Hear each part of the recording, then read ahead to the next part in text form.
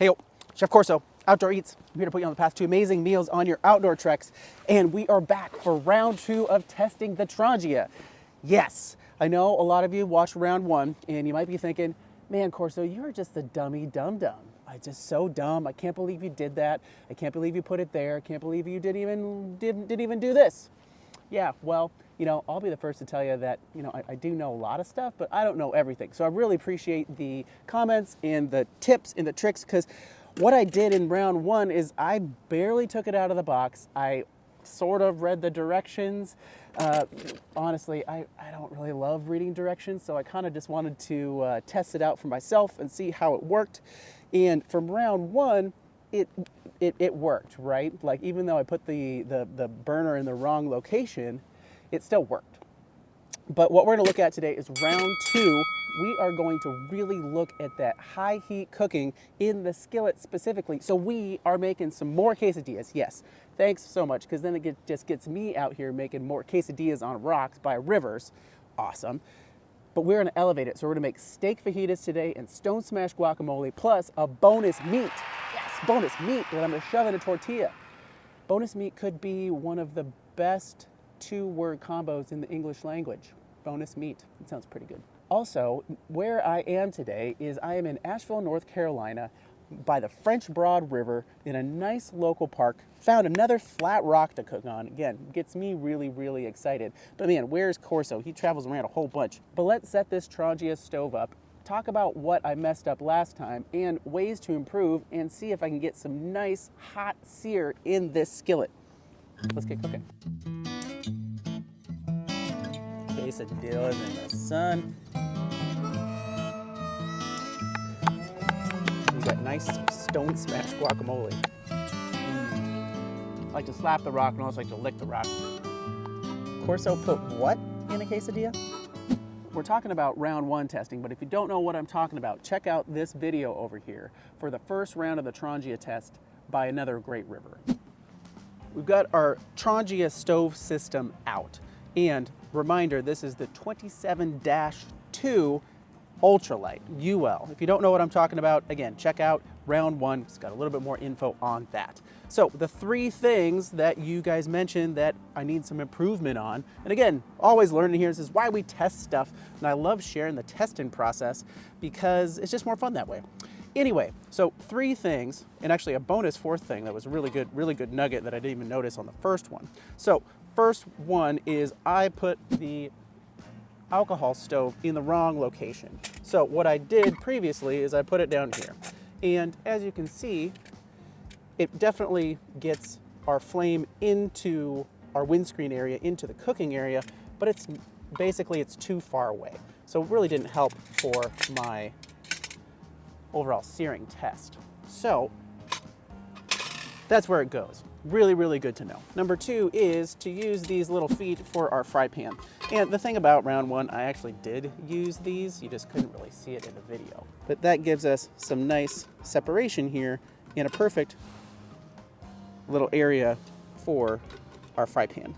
And one of the reasons why round 1 wasn't overall that successful either, because when I did have this here and my stove down here, the stove was just too far away from the pan to get any sort of hot heat. So that's what we're looking like. And number 3, we are changing the gas type today, the fuel type today. So we are using heat, and yes, what I was using last time was isopropyl alcohol. Not the best option, I know that, but that's just what I had for the day, and I didn't want to go to another store. But today we are using heat. So we're using heat, which will hopefully give us a lot less soot. We are going to use the feet, and we've got our stove in the proper location. The other bonus one that I learned from you guys, again, thank you, is this hole down here. Make sure to put that downwind. So it's not too windy here today, actually, but that's looking pretty darn good. So we're gonna get our burner going and primed. Again, if you never use one of these alcohol stoves, they do need 5 or 10 minutes to get rolling and get primed before you can really cook on them. But let's light this thing.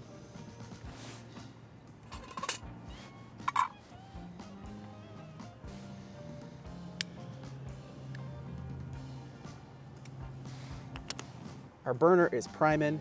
we're just staring at the river anyway, so this is the perfect time to make our stone smash guacamole. And this is kind of the quick, dry, dirty version of it. But we've got an avocado, we've got some cumin, some garlic powder, some hot sauce packets, and a little bit of lime. And we're gonna smash it all up to elevate our quesadillas.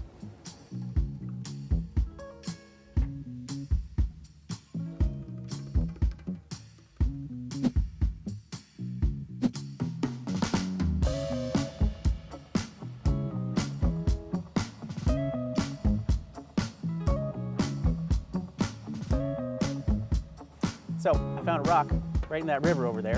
Just wash it off. You got nice stone smash guacamole.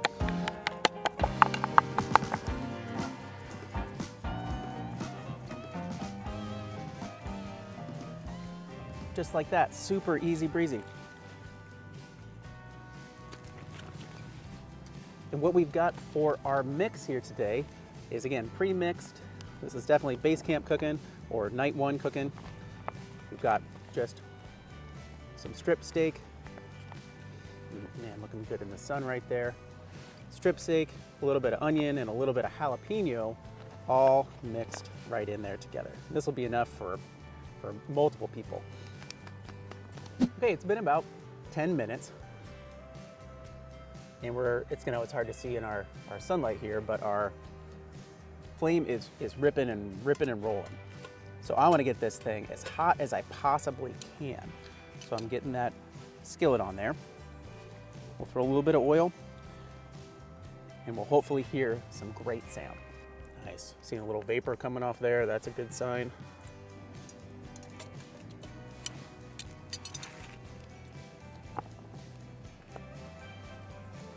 Let's see what we've got.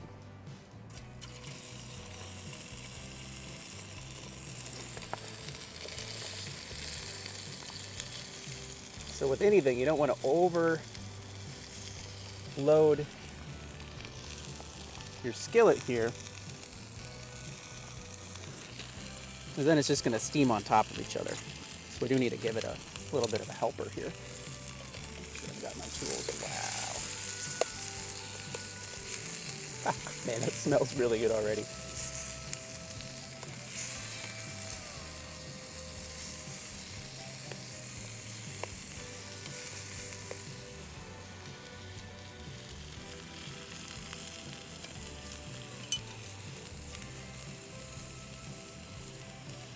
Nice, so I'm just getting in one spot, letting it sit. What I am seeing already from that first little piece we put in there, we'll have some nice Maillard reaction on here, the nice brown. If you guys don't know what Maillard reaction is, it is one of the most important flavor steps you can make to make your meal really, really tasty. But look it up, but it's the quick and dirty is that it is a combination of sugars and protein to be able to give you that really nice browning. But if you are not hot enough or there's too much moisture, it really inhibits this Maillard reaction from forming. So it's a lot like a piece of toast, but it's not a piece of toast. So it's very similar and a cousin to caramelization, but it only really happens when there's a large amount of protein. So for the first few minutes, this is performing pretty well. I wouldn't give it a 10 out of 10, but it is definitely doing some good work here.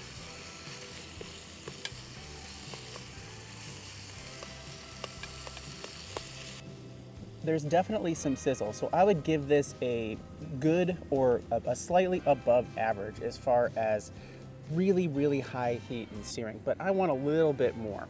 So we're gonna try what I did last time, which is just getting right over the burner, especially to get some of that nice Maillard, nice caramelization right on that meat.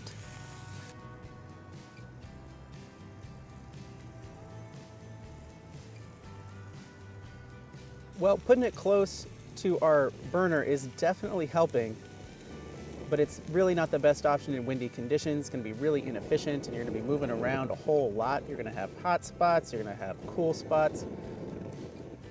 So for me, with the alcohol stove or spirit stove, it's just not the best option for really, really high heat cooking. It will definitely get the job done. This is looking really good. I would totally eat it, and I will, but it's just a little bit challenging.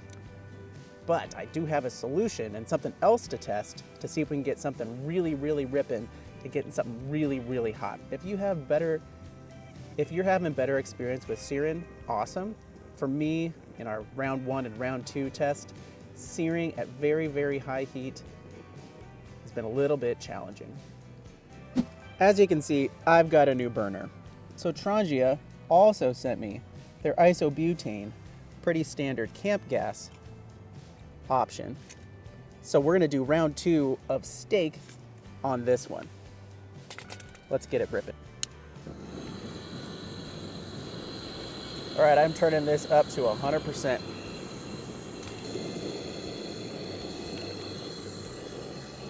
Oh yeah, boy,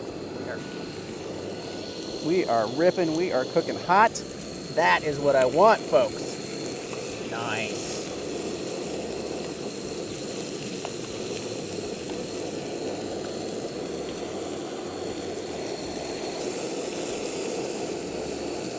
Man, be careful because this is getting really, really hot. And that's what I want. I want quick cooking, quick searing, good flavor.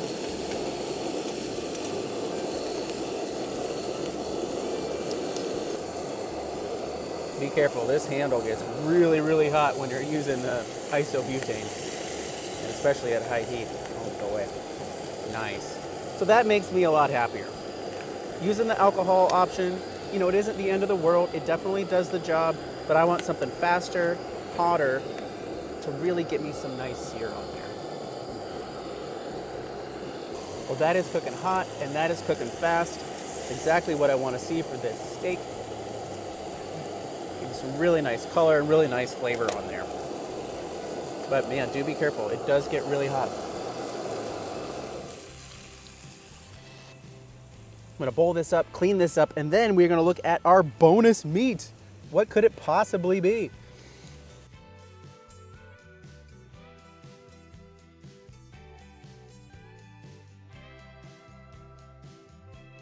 So for my skillet, I just did a quick little hiker clean. I added a little bit of water, got the burner back up to a simmer, did a little bit of a scrape, but we've got more to cook, so I don't need to get it 100% clean. But what is our bonus meat for the day? What is our mystery meat?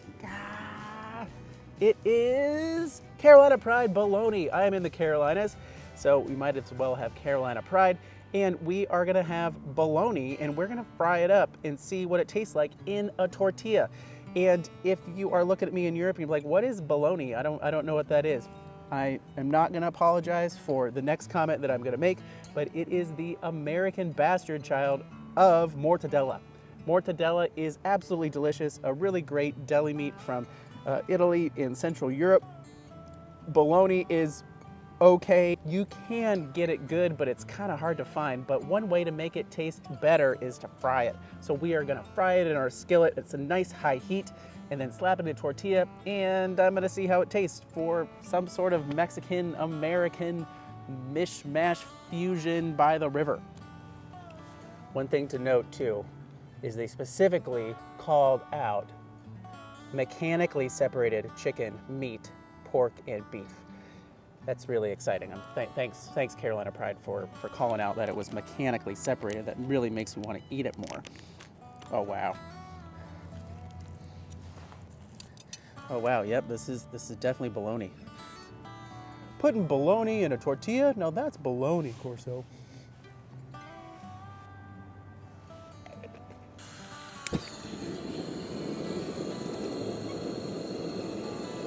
So what I learned from our second steak test is that this does get really, really, really hot when you're going full blast. So I'm just kind of go medium, high.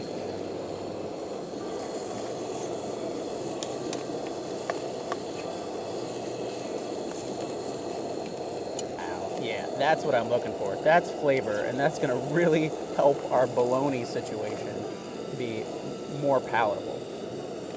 Oh man, I've never actually put bologna in a tortilla with cheese and stone smashed guacamole. So we are gonna experience something new together. Sometimes you try new things, and they're great. And sometimes you try new things and you don't want to try them again, but that's why you try new things. So made pretty quick work of our bologna.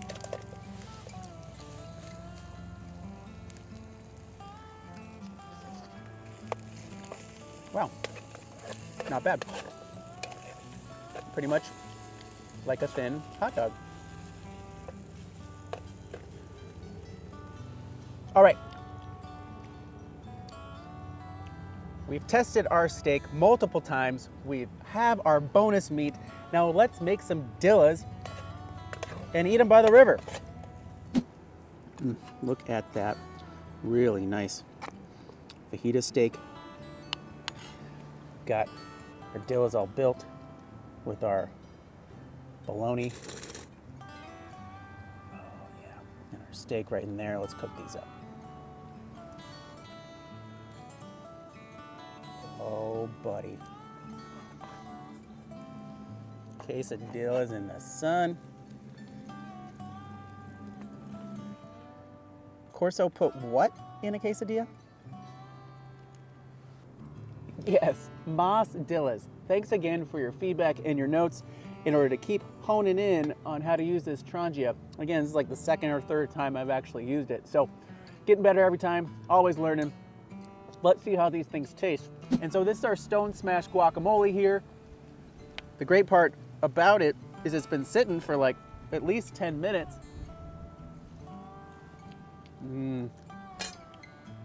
Yep, that's pretty good. I like to slap the rock and also like to lick the rock. Can't let it go to waste either. So first, let's try our classic steak fajita. Beautiful color on these.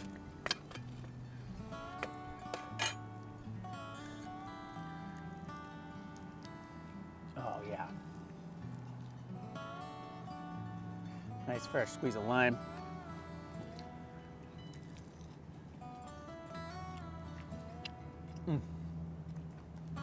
Yeah, you cannot go wrong with that. And now, let's try our Bologna dilla. Never had this. Very exciting times by the river. Yep, okay. Probably needs a little bit of lime too. Yep.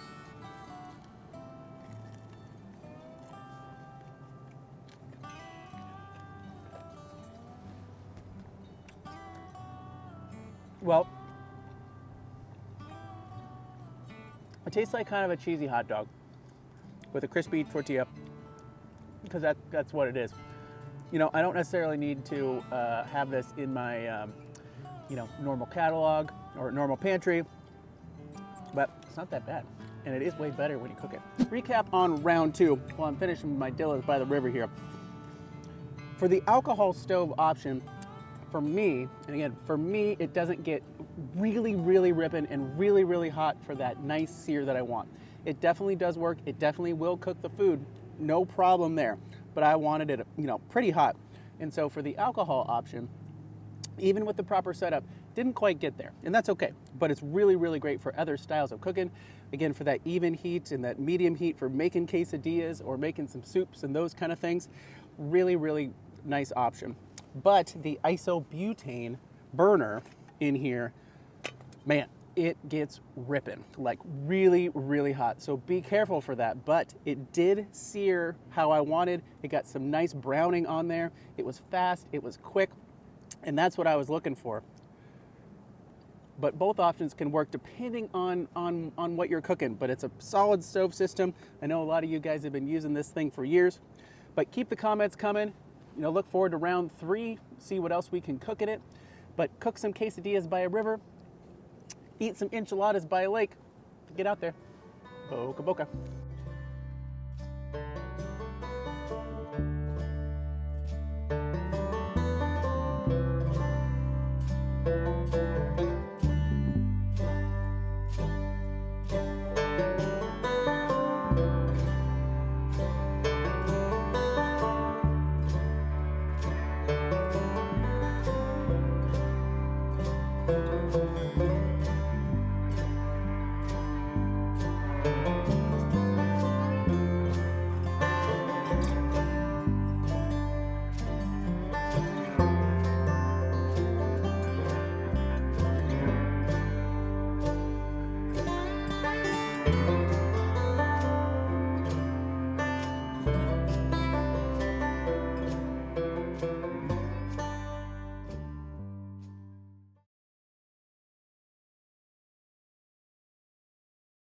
My bologna has a first name. It's Chef.